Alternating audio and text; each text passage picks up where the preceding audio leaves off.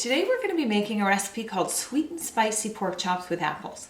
This is going to be an easy recipe to make. It's going to take you 2 days to make it though. Day one is you're going to be marinating your pork chops in a wonderful mustard and brown sugar sauce, and you're going to put them in the fridge overnight. And then the next day, you're going to be adding apples and baking them in the oven for about 30 to 40 minutes. It's going to be a really good recipe that's really easy, but it's one of those recipes you want to read all the instructions beforehand so that you're not doing too much prep work. You're going to make the marinade and put the pork chops in the Ziploc bag in the fridge the one day, and the next day you're going to cut the apples and add the apples to your pork chops and marinade and put them in the oven.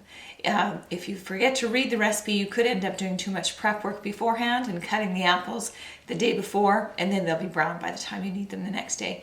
So we're going to marinate one day, cut the apples the next day, add them to pork chops, and bake them. So let's get started with our marinade. Okay, the first thing we're going to do when we make our sweet and spicy pork chops with apples is we're going to make the marinade. So we're going to whisk together 1/4 cup of Dijon mustard, 1/4 cup of brown sugar, 2 tablespoons of applesauce, and 2 tablespoons of Worcestershire sauce. Now we're going to put those all together and just whisk them until they're not lumpy and until they're nice and smooth. Once you have your marinade all done, you're going to take a plastic bag and your pork chops. Now I like to fold over the top of my plastic bag, and it just helps it to stay a little bit sturdier and more upright. Then I'm going to take my pork chops and I'm just going to place them in the Ziploc bag.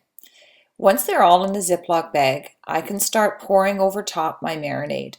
Now when I put my marinade in there, I'm going to pour the marinade all on top, and once I do that, then I want to squeeze out as much air as I possibly can in the bag, because the air isn't going to do any good for marinating my pork chops. So I'm going to roll up my bag, zip it closed, and then I'm going to squeeze out as much air and make sure that all of the marinade ends up all over my all over the pork chops. So I squish the bag and the marinade just to make sure that it's all on top. Once that's all done and all the air is out and the pork chops are well coated and they're flat, then I'm going to take the pork chops and I'm going to go and I'm going to put them in the fridge and I'm going to marinate them. And then halfway through my marinating time, I'm going to flip them just to make sure that I don't have all the marinating sitting on the bottom of my pork chops. I want it evenly distributed throughout the marinating time. So place your marinating pork chops in the fridge on a nice flat surface.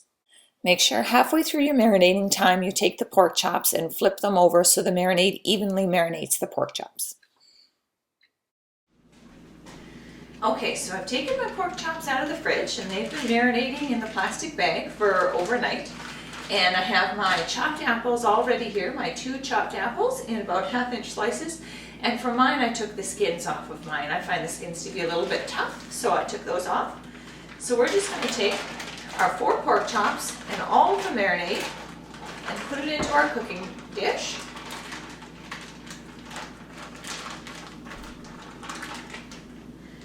And then we're going to place our pork chops on that dish, and we can just take the apples and place them all around on top. And then we can place them into our preheated oven.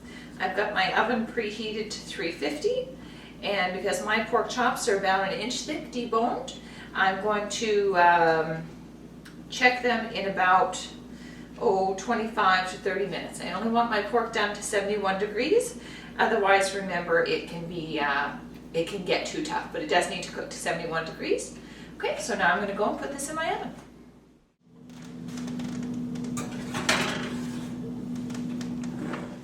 For this recipe, it's going to be important to know your pork chops. The cooking time entirely depends on the size of your pork chops and whether you have bone in or bone out. So if you used a bone in pork chop and say it's about 1 inch thick, that might take you 50 minutes or more in the oven to cook that pork chop. It's going to take you a little longer for sure if it has the bone in, and then depending on thickness. For mine are about 3/4 of an inch to 1 inch, my pork chops, and they have no bone in at all. So I'm going to check mine in the oven at about 25 minutes. Remember, pork is done when it hits 71. So as soon as I can see that my pork chop is 71, I can take it out and it's done. There's no need to overcook your pork chops and make them really dry. But at the same time, you do want to make sure they hit that internal temperature of 71. If you have, for example, a pork chop that's only a half an inch that has no bone in, you might want to be doing your checking the internal temperature at about 20 minutes, 15 to 20 minutes. Those are usually fast fried pork chops, and we don't typically cook those in the oven. We do a fast fry on the stove. But if that's what you've got and that's what you've used, make sure you're checking yours sooner than if you had a thicker cut with bone in. Remember, it's the internal temperature you want. You need it to hit 71, but there's no need to cook it past that, otherwise your pork chop is going to get very dry. Okay, I've had my pork chops in for about 25 minutes, and I'm just going to check them now. I don't think they're done. They don't quite look as brown as usual, but I am going to check. I just don't want to over dry them, so I'm going to put my thermometer right in the pork chop, and I'm going to hold it there and see if it goes up to 71. So remember, your pork is done when it's 71. No, and mine is stopping at about 65, so I need to put it back in. I'm going to put it back in for about 10 more minutes, and then I'm going to recheck. Okay, now it's been 35 minutes that the pork chops have been in, and I'm going to test them again. I need their internal temperature to reach 71 degrees. Then I know they're done. So again, put your thermometer right in there, right till you get it into the center, and watch that until it gets to 71 degrees. If you have an instant read thermometer, then even better. You're going to get the temperature reading even faster. And perfect, it's at 71 degrees. Now that I know my pork is done, as with any meat, you want to make sure that it sits for about 5 minutes before you serve it. So it's going to sit for 5 minutes, not in the oven, just to let those juices settle so you have a nice juicy piece of meat.